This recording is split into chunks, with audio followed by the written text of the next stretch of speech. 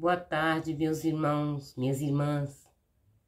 Vim mais uma vez para falar sobre o catecismo da Igreja Católica. Hoje é domingo, dia do Senhor, dia da gente ficar mais quietinho em casa, né? Tem gente que sai, vai passear, mas eu mesmo não gosto de sair de casa. Quando eu saio é para viajar, é por necessidade. Mas sair para ficar andando para casa dos outros, eu prefiro ficar aqui fazendo minhas orações. É melhor. Então eu vou continuar no catecismo, eu parei no 514, vou continuar nele. Toda a vida de Cristo é mistério. Muitas coisas que interessam a curiosidade humana acerca de Jesus não figuram nos evangelhos. Quase nada é dito sobre sua vida em Nazaré. O mesmo, grande parte de sua vida pública não é relatada. O que foi escrito nos evangelhos foi para que criais que Jesus é o Cristo, o Filho de Deus, e para que, crendo, tenhas a vida em seu nome.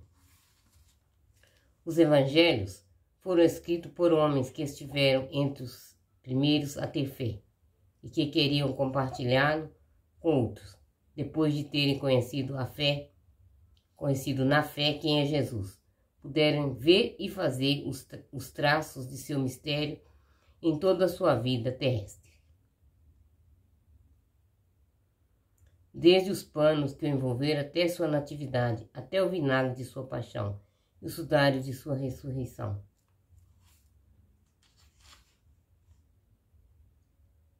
Me perdoem, gente, mas eu já li essa parte. Então eu vou parar por aqui e vou continuar lá onde eu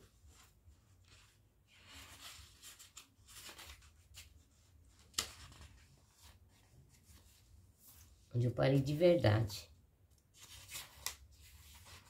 Deixo marcado, aí eu tô olhando agora, vi que eu já li. O reino de Deus está bem próximo.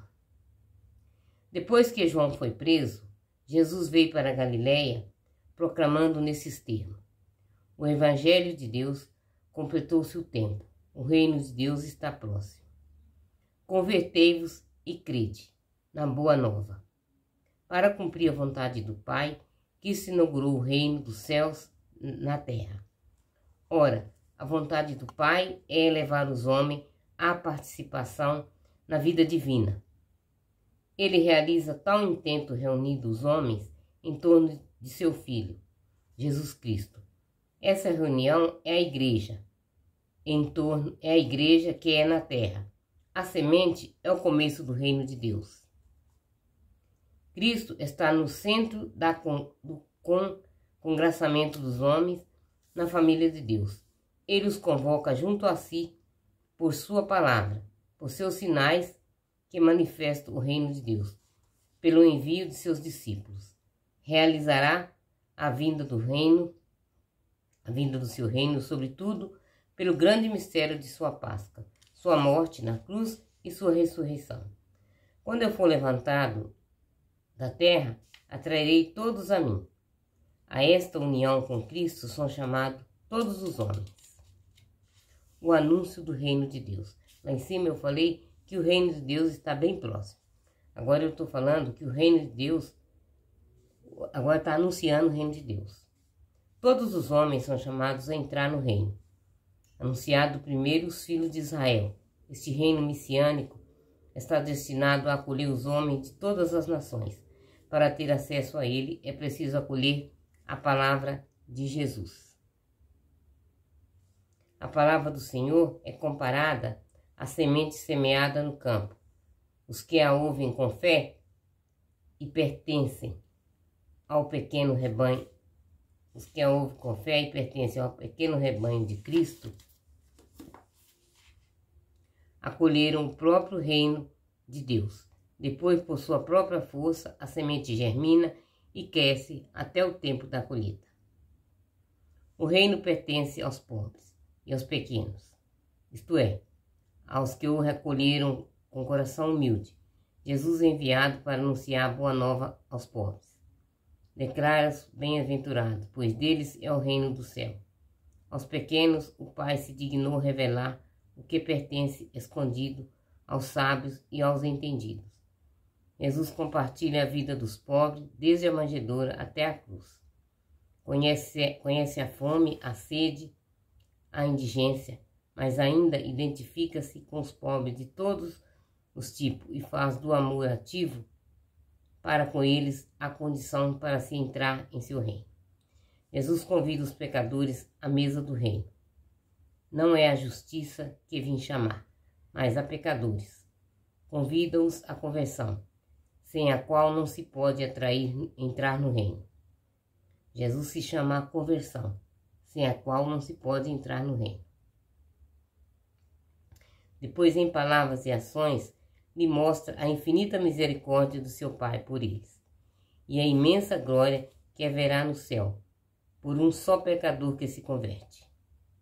A prova suprema deste amor será sacrifício de sua própria vida, para a remissão dos pecados. Jesus convida a entrar no reino, servindo-se de parábolas, traços típicos de seu ensinamento.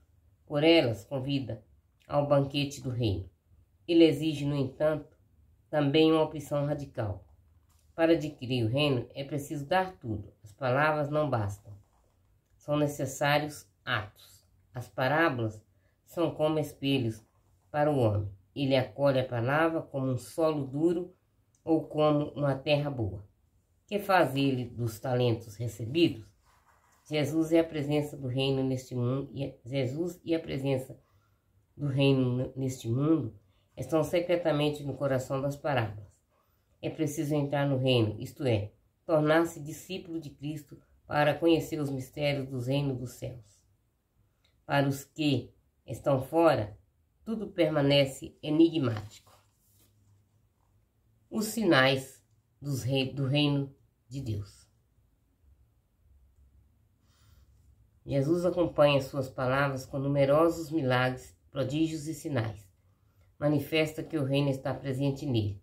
Afastam-se que Jesus é o Messias. Atestam que Jesus é o Messias anunciado. Os sinais operados por Jesus testemunham que o Pai o enviou. Convidam a crer nele. Aos que a ele se dirigem com fé, concede o que pede. Assim, os milagres fortificados à fé naquele que realiza as obras do seu Pai, testemunha que ele é o Filho de Deus. No entanto, podem também ser ocasião de escândalo. Não se destinam a satisfazer a curiosidade e o desejo de algo mágico. Apesar de seus milagres tão evidentes, Jesus é rejeitado por alguns, até o acusam de agir por intermédio dos demônios. Ao libertar algumas pessoas de males terrestres, fome, injustiça, doença, morte, Jesus operou sinais messiânicos. Ele, no entanto, não veio para abolir todos os males da terra, mas para libertar os homens da mais grave das escravidões, a do pecado, por causa que causa empecilhos à sua vocação de filhos de Deus e causa todas as escravidões humanas. O advento do reino de Deus é a derrota do reino de Satanás. Se expulso, no entanto, pelo Espírito de Deus, é porque já chegou até vós o reino de Deus. Os exorcismos de Jesus libertam o homem do domínio dos demônios. Antecipam a grande vitória de Jesus sobre o príncipe deste mundo. É pela cruz de Cristo que o reino de Deus está definitivamente estabelecido.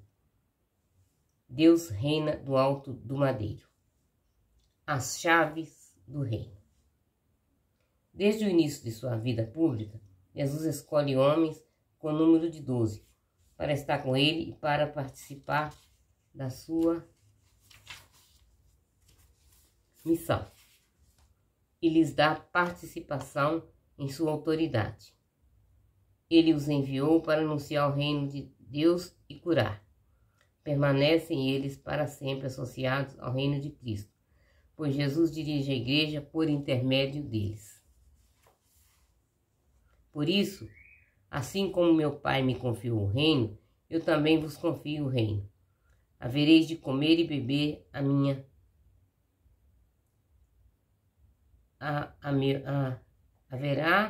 havereis de comer e beber a minha mesa no meu reino, e vos sentarei em tronos para julgar as 12 tribos de Israel.